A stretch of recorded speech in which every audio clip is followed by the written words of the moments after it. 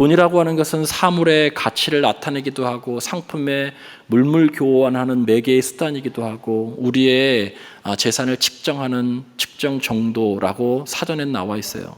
그리고 중립적으로 설명하고 있지만 여러분, 사전에는 그렇게 나와 있지만 성경에는 그것보다 더 나가서 이 돈이라고 하는 물질이라고 하는 것에 대해서 힘이 있다라고 하는 것, 이것을 잘못 사용하면 우리의 인생을 망칠 수 있다라고 하는 파괴력까지도 말씀하고 있어요. 오늘 솔로몬의 잠언 중에 30장에 아굴의 기도가 나오는데 이 아굴도 그렇게 기도하고 있어요. 하나님 앞에 두 가지를 기도하죠. 하나님, 내가 죽기 전에 두 가지 기도를 좀 꼭 들어주십시오. 하나는 내가 헛된 말, 거짓된 말 하지 않고 정직한 삶 살게 해주십시오. 그리고 난 다음에 두 번째, 물질에 대한 그런 기도를 해요. 하나님, 내가 가난하지도 말게 하시고 부하지도 말게 하셔서 꼭 필요한 양식, 신약에서는 이것을 일용할 양식이라고 하죠. 일용할 양식을 주십시오.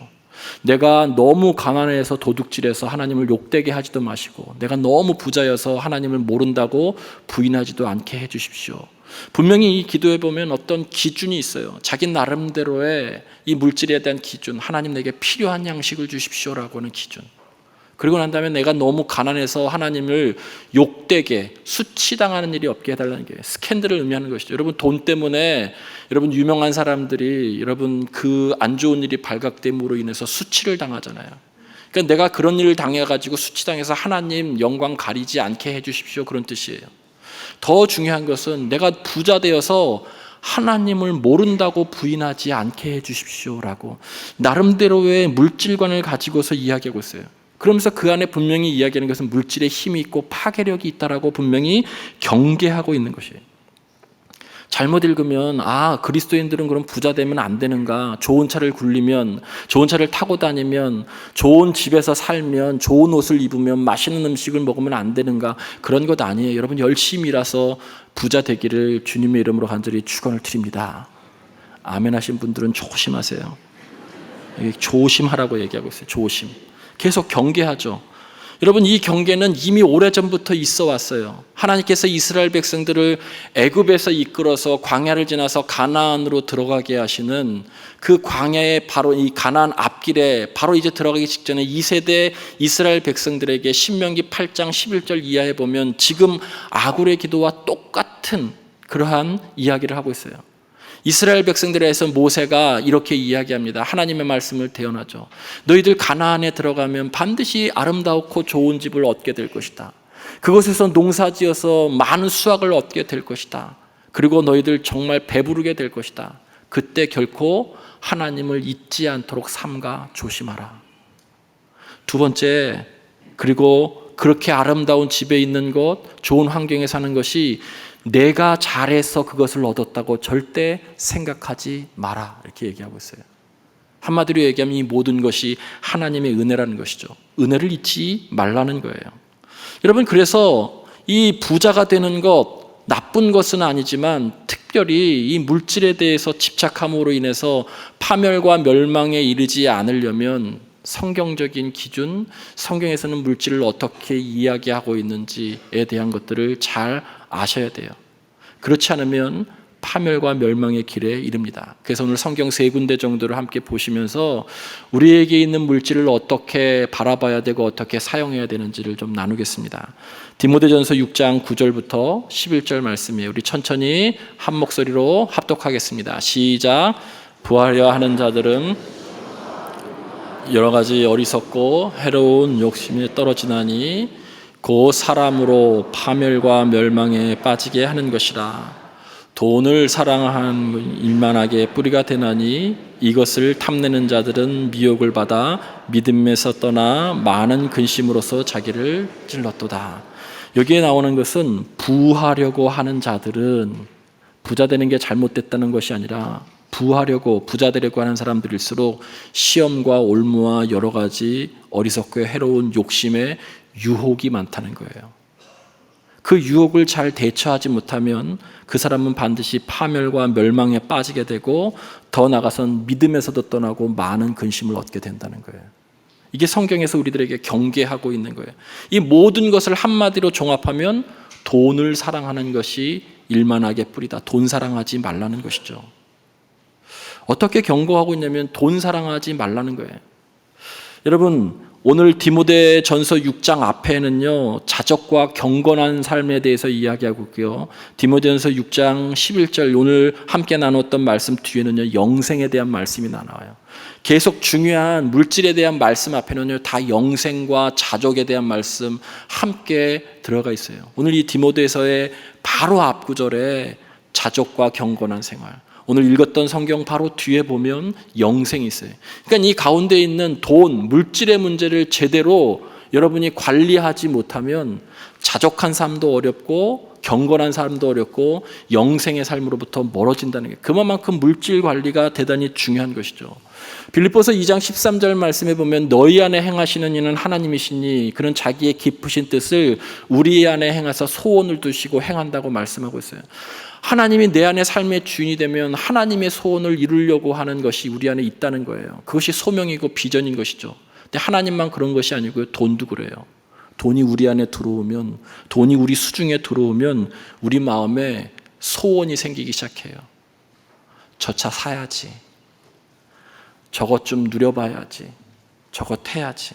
돈 없을 때는 꿈도 꾸지 못했던 생각들을 하기 시작하고요, 그 생각이 실행으로 옮겨지죠.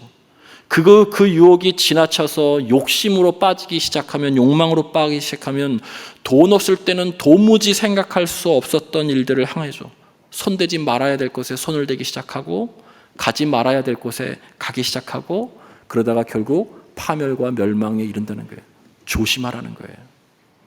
하나님의 진리의 말씀이 우리의 삶을 이끌고 나가야 되는데 돈에게 끌려다니는 삶을 살게 되는 것이죠. 그래서 돈에 대한 것들을 잘 관리하지 못하면 영생의 삶, 의미 있는 삶, 가치 있는 삶을 살기 어렵다는 거예요. 그래서 우리 나름대로의 성경에서는 도대체 이 물질에 대해서, 돈 사용에 대해서 어떻게 하고 있는가라고 하는 신앙적인, 성경적인 기준을 우리들이 갖고 신앙생활을 하지 않으면 우리 다 어려움 당할 수 있다는 것이죠. 이것을 정말 잘 설명하신 분이 성 어거스틴이에요. 성 어거스틴의 사랑의 윤리에 보면 사랑하는 데 존재 질서에 근거해서 사랑해야 된다라고 하는 그런 이야기를 해요. 우리에게 그 성 어거스틴은 4가지 층의 존재가 있다고 이야기합니다. 우리가 오직 예배해야 될 하나님, 그분이 존재하시고, 그리고 나 자신이 있고, 나와 동등한 이웃이 있고, 그 밑에 사물이 있다는 거예요. 하나님이 창조하신 인간과 이웃과 그 밑에 사물, 이 사물 안에는 돈이 있고 물건이 있고 여러 가지 사물이 있는 거예요.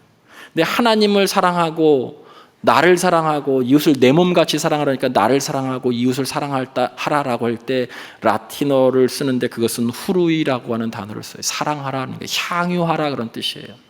그런데 사물을 사랑할 때는 후루이를 안 쓰고 우티라고 하는 단어를 쓰는데 사용하라라고 하는 단어를 써요. 그러니까 존재 질서가 첫 번째 인간이 해야 될 일은 오직 하나님만을 사랑하고 나 자신을 사랑하고 이웃을 내 몸같이 사랑하고 내게 주어진 것은 우티, 사용하라는 거예요. 선용하라는 것이죠. 이 질서에 어긋나면 결국엔 삶이 그때부터 죄악이 발생하는 거예요. 우리 근데 많이 그렇게 합니다. 하나님을 사랑해야 되는데 돈을 사랑하죠. 오직 하나님은 우리의 예배의 대상이고 사랑의 대상인데 그 하나님을 이용하고 그 하나님을 수단시해서 결국 우리의 욕망을 채우죠. 그 대표적인 것이 기도예요. 그 대표적인 것이 기도예요. 네, 기도함으로 하나님께 뭘 얻어내려고 하는 것이죠. 하나님을 이용하는 것, 하나님을 이용하는 것, 사용하는 것, 그것이 아니고 하나님은 사랑해야 되는 거예요. 그래서 오늘 디모데서에 보면 돈을 사랑하는 것이 일만하게 뿌리다. 사랑도 존재의 질서에 합당하게 해야 된다는 거예요. 우리가 어떤 것을 성취하기 위해서, 어떤 물질을 얻기 위해서, 좋은 환경을 얻기 위해서 기도하는 대부분을 보면 사실은 이렇게 하나님을 이용할 때가 많이 있죠. 하나님을 수단시하는 거예요. 사용하는 거예요. 거기에서부터 타락이 시작되고 문제가 발생한다는 거예요. 하나님보다 돈을 더 사랑하는 것, 일만하게 뿌립니다. 돈을 사랑하는 것이 아니라 돈은 사용하라고 주신 것이죠. 존재의 질서에 맞게 사랑하는 것. 그때 비로소 우리의 인간의 삶은 아름답고 풍성하게 될 수 있는 거예요.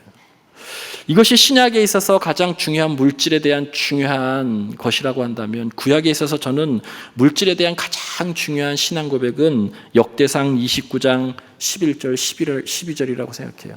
여러분 이것은 좀 암송하셨으면 좋겠어요. 우리 함께 보겠습니다. 함께 합독합니다. 시작. 여호와여 위대하심과 권능과 영광과 승리와 위엄이 다 주께 속하였사오니 천지에 있는 것이 다 주의 것이로소이다. 여호와여 주권도 주께 속하였사오니 주는 높으사 만물의 머리심이니이다.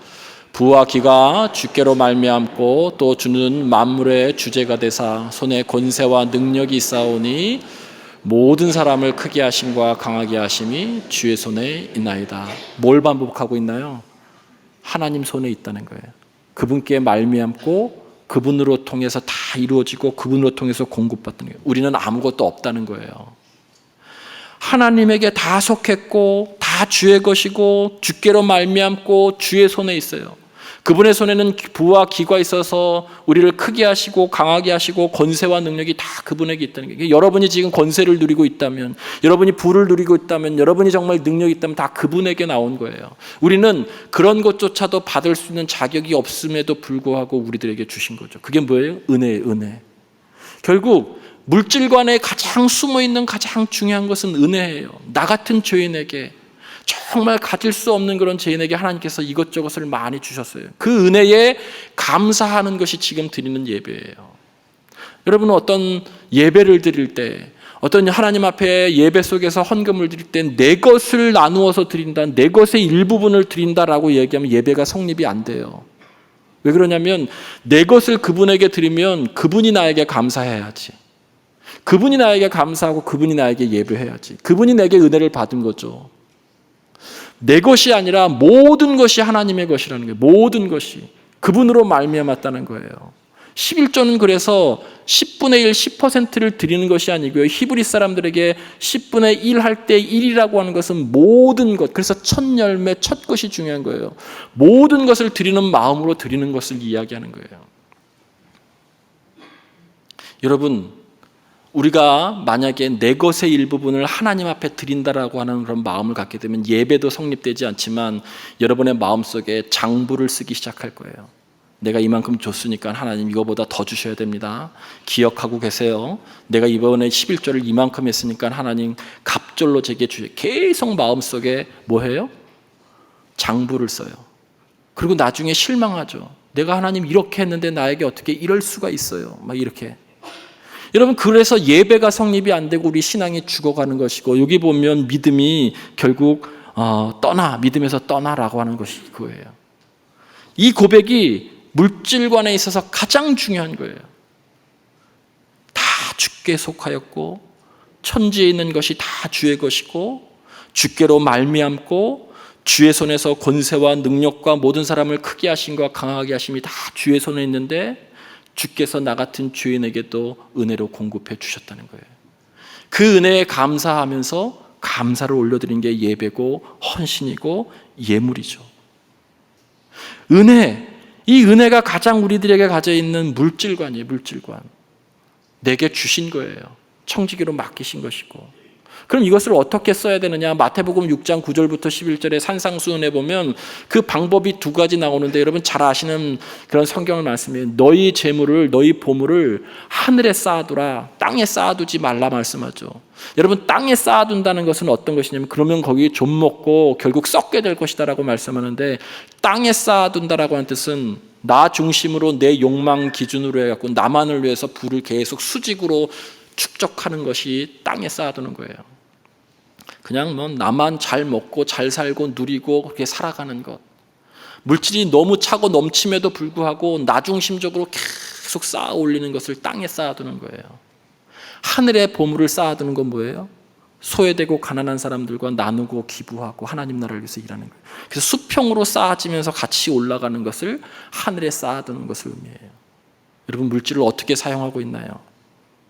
물질이 많으신 분들 어떻게 사용하고 있나요?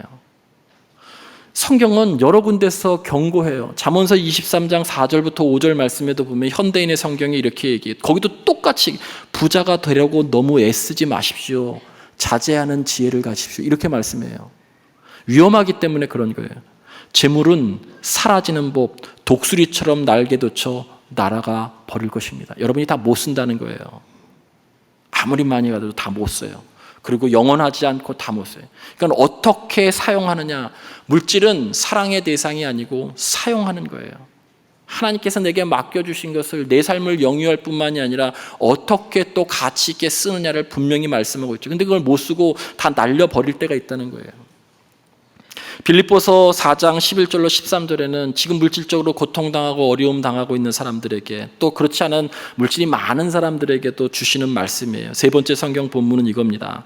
내가 궁핍함으로 말하는 것이 아니니라. 어떠한 형편이든지 나는 자족하기를 배웠느니 나는 비천에 처할 줄도 알고 풍부에 처할 줄도 알아. 모든 일 곧 배부름 배고픔, 풍부, 궁핍에도 처할 줄을 아는 일체의 비결을 보였노라. 내게 능력 주시는 자 안에서 내가 모든 것을 할 수 있느니라. 여러분, 이런 성경적인 토대를 가지고 하나님 내게 물질적인 어려움을 극복해 주시고 나를 부자 되게 해 주시고 하나님 내게 물질의 축복을 달라고 기도하셔야지. 이런 토대 없이 기도하면 나만을 위해서 수직적으로 쌓다가 다 그 물질이 날아가 버리고 우리를 파멸에 이르게 할 수 있다는 거예요. 송구 영신 예배 때 시편 16편 말씀을 함께 나눴어요. 여러분, 그 송구 영신 예배 때 나눴었던 이 다윗의 기도는 믹담, 신비, 황금시 이런 식이라고 말씀드렸죠. 왜 그래요? 이스라엘 백성들이 가나안에 들어가서 땅을 분배받는데 지파별로 가문별로 그 땅을 분배받는데, 여러분, 내가 선택한 땅이 아니고 하나님이 주신 거예요. 왜 그러면 제비를 뽑았기 때문에. 제비를 뽑았더니 에브라임 지파와 므낫세 지파는 농사짓기 너무 적합한 요단강, 물줄기가 있는 요단강 주변의 땅을 얻었어요. 근데 유다 지파는 사해 인근에 농사짓기도 너무 어렵고 메마르고 척박한 박토를 얻었어요. 그런데 시편 16편의 말씀에 보면 유다 지파든 에브라임 지파든 므낫 지파든 하나님 앞에 이렇게 고백해요. 내게 줄로 재어준 구역은 참으로 아름답습니다. 옥토를 받은 사람도 박토를 받은 사람도 똑같이 그렇게 고백하는 거예요.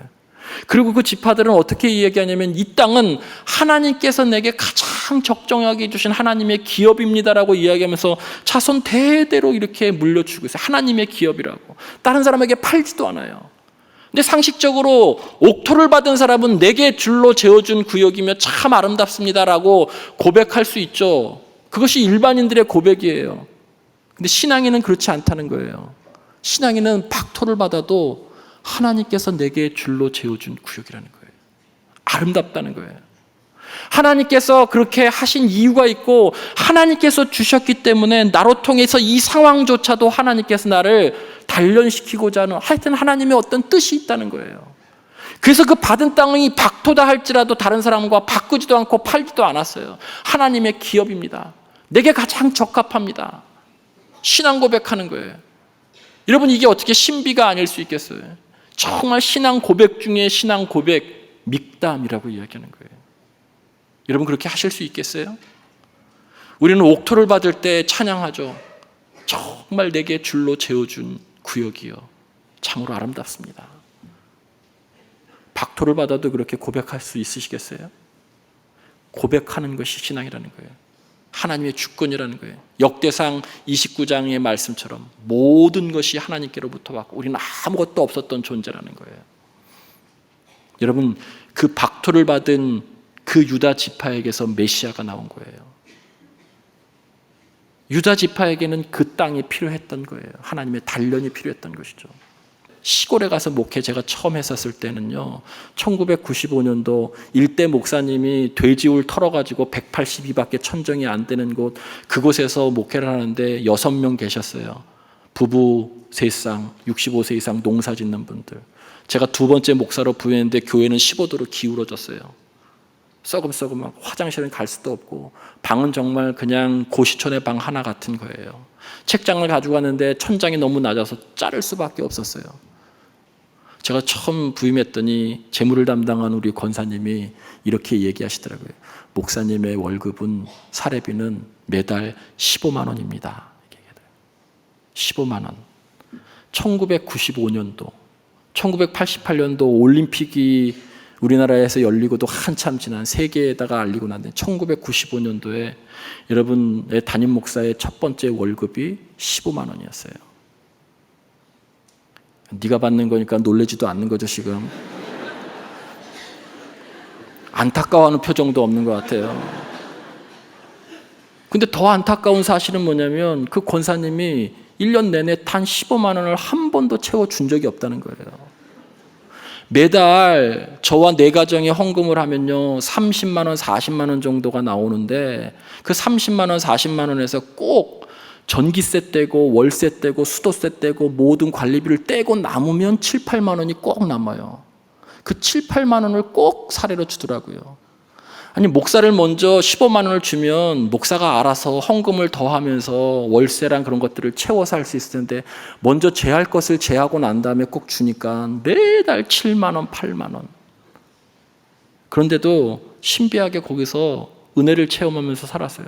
한 번도 굶주린 적 없고요. 한 번도 밥을 못 먹은 적 없고요. 한 번도 뭘 못한 적이 없어요. 그리고 물질은 역시 하나님의 손에 있구나라고 하는 것을 체험하게 됐어요. 두 번째 제가 물질 때문에 대단히 어려움 당했었던 때는 사실은 제가 말씀을 안 드렸지만 제가 우리 교회 14년 전에 부임했었을 때 저희 가정의 어떤 일로 통해서 정말 물질적으로 너무너무 어려웠어요. 이미 우리 누님은 재산을 좀 분가해서 나갔고 저희 동생도 이미 그렇게 해서 나갔어요. 근데 우리 아버님이 무슨 생각으로 그런 아주 안 좋은 생각을 하시더라고요. 목사는 돈이 있으면 안 돼 이러면서 저에게는 그걸 안 나눠주시고 끝까지 그러시다가 좀 어려웠어요. 아버님 사업이 완전히 어려워지면서 그게 저한테도 밀려오기 시작했어요. 그런데 제가 미국에 들어와서 부임했는데 막 그 염려와 물질에 대한 고통스러움이 이루 말로 형용할 수 없는 거예요. 카드도 만들기 어렵더라고요. 목사로서 부임해서 목회를 하는데 물질적인 염려만 첫째 주, 둘째 주, 셋째 주가 됐는데 셋째 주 일부 예배 우리 정동 제일교회 일부 찬양대에 어떤 장로님께서 헌금성 특성을 하시는 거예요. 근데 그때 찬양이 오늘 이 찬양이에요.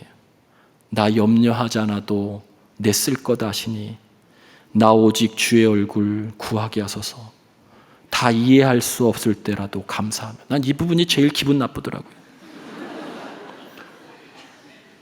저는 정말 물질에 대한 큰 관심이 없어요. 우리 누나 먼저 나눠주고 동생 나눠줘도 그래 나도 우리 아버님의 뜻을 알기 때문에 목사가 돈 많으면 타락할 것이라고 알기 때문에 이야기하지 않았어요. 그리고 사실 그렇게 크게 저기 하고 의존하고 싶은 마음도 없고 한 번도 그런 적도 없어요. 그런데 나는 목회를 열심히 하고 그냥 열심히 하고 싶은데 그 상황이 제게 밀려오는 거예요. 이해할 수 없어요. 근데 감사하라는 거예요. 날마다 순종하며 주 따르오리니 온 마음 다해 사랑합니다. 온 마음 다해 주 알기 원하네. 내 모든 것 당신 것이니. 맞아요. 내게 없어요. 주만 섬기리 온 마음 다해. 우리 장로님이셨어요. 특성을 혼자 하시는데 저 뒤에 앉아가지고 제 염려와 걱정이 다 물러가더라고요. 그래 이해할 수 없어도 감사해야지. 온 마음 다해. 그냥 내가 할 일은 온 마음 다해 주를 찬양하고 예배하는 것. 그게 나의 존재의 질서 속의 본분이지. 저 그 이후에 나머지 다 풀어졌어요. 다 잘 됐고 다 풀어져서 지금 여기까지 왔어요. 주의 얼굴을 구하고 그러면서 그 과정이 그 박토의 상황이 저를 더 든든하게 했고 하나님을 더 의지하게 했고 저희 집안을 더욱 단단하게 했고 물질로부터 조금 더 자유로워졌고 사랑하는 성도 여러분이 지금 박토의 상황이 있다면 오늘 이 찬양과 오늘 말씀을 붙들고 기도하시기를 주님의 이름으로 간절히 축원을 드립니다.